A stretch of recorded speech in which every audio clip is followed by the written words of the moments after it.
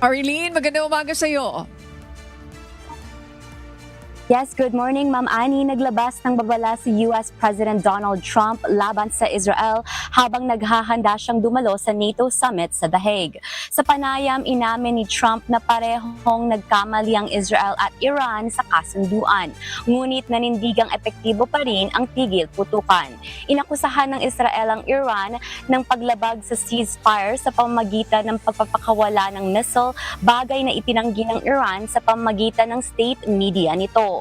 Muling pinuna ni Trump ang parehong panig at nanawagan na maging kalmado. Lalong uminit ang tensyon nang pasabugin ng Iran ang isang US military base sa Qatar bilang ganti sa weekend attack. Wala namang nasawi sa pag-atake dahil sa naunang babala.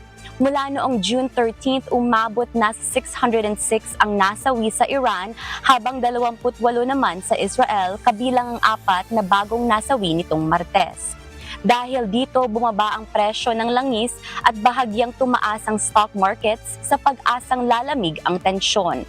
Ayon sa White House, personal na tumawag si Trump kay Israeli Prime Minister Netanyahu.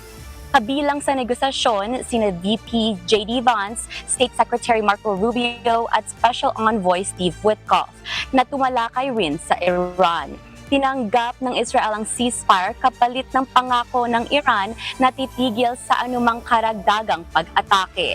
Isang kasunduang igagalang umano ng Iran. Balik sa'yo, Ma'am Annie. Maraming salamat, Arlene Quijano, live mula po sa Toronto, Canada.